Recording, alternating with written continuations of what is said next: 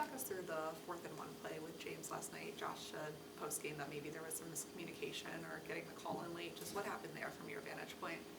Yeah, well, we kind of knew going into the game, depending on we knew what offensive personnel we were going to be calling in that situation, and depending on the defensive personnel was going to change the play call. And so we knew naturally he was going to get in late. It was hoping they had some confusion on what they were going to do. So, naturally it happened a little later than we would have liked. We still got the playoff in time. I'm sure naturally the frustration, we didn't get it, right? And the way that we were playing in the second half to finally get an opportunity to go down there and, you get to a 3rd and 2, you don't get a 3rd and 2, and you don't get a 4th and 1. I was probably just as frustrated, probably saying the exact same thing. So, but as always, I can get the plays in faster. We execute, we get a first down, and good things will happen from there.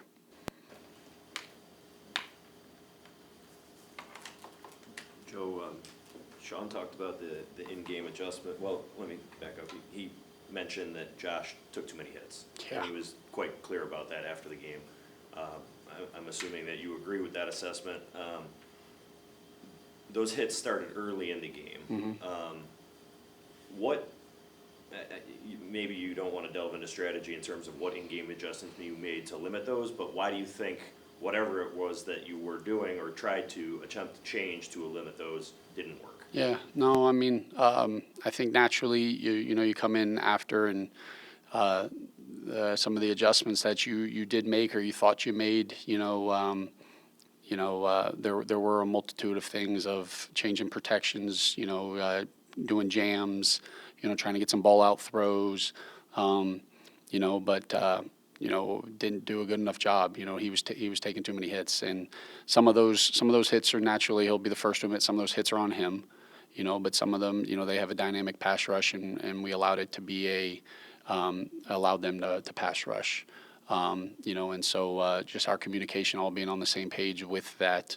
We got to do a better job of, and I don't think yesterday it wasn't like we had a 4th and 27, but it wasn't like we were living in off schedule the whole game. We had some manageable, we had 5 3rd and 4 to 6s that we didn't get, so those are in situations where there shouldn't be hits on the quarterback, and there's hits on the quarterback. And so I think whenever there's a hit, there's a combination of, it's my fault, it's the scheme, it's are we getting open, are we in the correct play? Are we in the communication of going to the right spots, and are we just doing our 1/11th in the job and blocking? And there's too often in game yesterday that there was a combination of a lot of those things happening on any given play. When you mentioned, go ahead, Lance. In a game like that where your opponent's having some success rushing forward, how do you balance just letting it ride and just trusting your offensive line's gonna keep the pocket clean with possibly getting a 6th guy to help them out, especially with what Spencer was going through in the second half? Yeah, those are some. I mean, and sometimes you look across the league. Like a lot of times, you bring extra people to the party. You bring extra sacks to the party because you're bringing extra people to the party. And so there's a fine line. You need it. You have to have it. You have to be able to get to it and go with it. But the way the defenses are playing too, when you do get to some of those extra protection. We got sacked on a play action protection yesterday on a 1st and 10 with the linebacker. We were in 7-man protection, and the linebacker scraped over top, and next thing you know, Josh is getting sacked. So sometimes keeping people in isn't always it's and it's an answer. It's just not the answer always. And I didn't do a good enough job of just kind of mixing it up and and staying with it. But kind of like Jay said, I mean, at the end of the day, Josh got hit too much. And that's not a recipe for any success. When you mentioned their dynamic pass rush, were they doing anything new that you guys hadn't seen on film maybe, or was it just kind of their execution that was able to be so effective? Yeah, I mean, I'm not, the short weeks is not an excuse for anything that showed up last night. I believe we have the type of guys that, regardless of anything, that we were watching the film and knew what we were going to get. And we knew that defense. And when I talked with you guys, whatever day that was last week, we knew what we were walking into, and we believe in the men in our room too. And we just I didn't do a good enough job in putting them in position to have success last night. And I wouldn't say it was anything that they did differently. They just executed at a higher level better than us. Joe, why do you think the overall production on 1st down was so lacking in that game? Yeah, I think, we had some sacks and first down that naturally, takes it off. Some of the runs that, had some 3-4 yard bloody runs that, you hope, you can, spring one of those and get a little more. I thought early we did a much better job than we did late. Once you stay, but if you get behind the chains on first down, it's tough sledding, and some of those hits on the quarterback, some of the sacks, those are showing up on first down, and those are two-dimensional situations that sometimes that's not when your quarterback should be getting hit, and so, yeah, so that's poor on my part in play selection in those situations. I know Khalil finished with 110 receiving yards, but I think his first three Yeah. for like 4 yards or something like that. What can you do to scheme him a little differently just to, let him use what is most effective? Yeah, no, I mean, you go back to, he obviously had minus yards the previous week, so not good. I thought he did have some opportunities that we'd like back, to be able to hit him, but, where you guys see what it's like when the ball's in his hands, good things happen, and, I have to do a better job of at least getting that, where it's not just, hey, him touching the ball behind the line of scrimmage early to get a touch. They did a good job triggering on the screen early, and, but just getting him some balls in space, good things happen, and it shouldn't be the second half when those are happening. How do you balance that, wanting to get guys easy touches, but also when the defense is sniffing it out, like you mentioned on the screens? Yeah, you go into it every, you have an idea of, hey, these are some plays, like, hey, for Khalil that we think can be easy completion plays. Sometimes you don't get the, Josh did a great job in the backed up situation where it was like, hey, it's an easy completion play to Khalil, and if not, hey, you got Gabe on the sideline on the deep route and did a great job of, hey, seeing, they took Khalil away and coming back to Gabe, and so.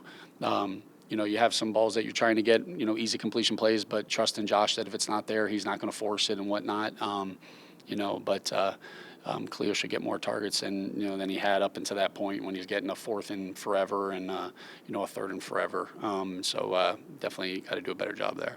Along those lines, Joe, Shavers has 90 yards against Tampa, and I know it's matchup based and week to week and all of that, but he doesn't get a target last night. Is there any thought to maybe trying to ride the hot hand there a little bit, so to speak, with getting him a little bit more involved last night? Yeah, anytime a guy doesn't get a target or get their opportunities, that's obviously something that I didn't do a good enough job of. I think the reality of I don't think you go in any game if you actually do the numbers to get everybody happy. Josh is going to be throwing too many balls than we'd like, and. If we're staying in a two-dimensional, there's going to be guys that, aren't going to be as productive as they would like. And like Shaves did everything right the previous week, so for him to not get opportunities, that's I got to do a better job of calling it, making sure he's getting in some of those positions. And but I do think in some of the opportunities that, hey, maybe it was called for him. Josh did a good job kind of getting off of it and keeping plays alive and finding other guys and not forcing. Shaves doing the right thing should get some more opportunities.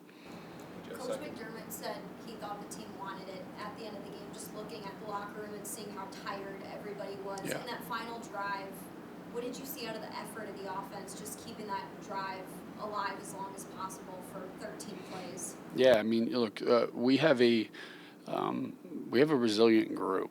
There's a lot of grit to our room, and we say all the time, as long as there's time on the scoreboard, we got a chance. And it was 4th and 27, and didn't blink. We got time on the clock. What play call you're going to call, and you go out and the guys just executed. And we asked them to empty their tank, and they emptied it. And yeah, we didn't get the result, but the guys were riding and rolling the whole way. And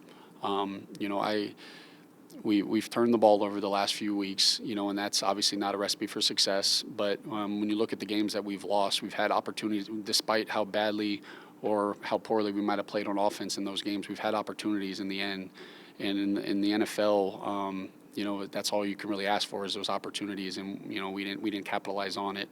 We make it a lot harder on ourselves when we're turning the ball over, But I think you see we learned it week 1 that as long as there's time on the clock, we got a chance, and we had that opportunity last night. We just obviously didn't capitalize on it. Joe, last night was the second time within a 7-day span where Keon role in helping keep him up and kind of, help him get through whatever he's going through? Yeah, I think, with Keon, I'm sure coaches probably addressed it. We're day to day with Keon, just, communicating with him, just making sure he's just doing the right things. And like, it's obviously a short week, coming from, what happened the previous week, but his approach, his mindset was ready to go to play. And that's all we can ask is him just kind of like Gabe had to do the previous week and Al Shaves, is I'm getting my mind ready to go, and when my opportunity comes again, I'm going to be ready. And it's obviously been a short period of time, but he did what he had to do last week to be ready to go if his answer was called.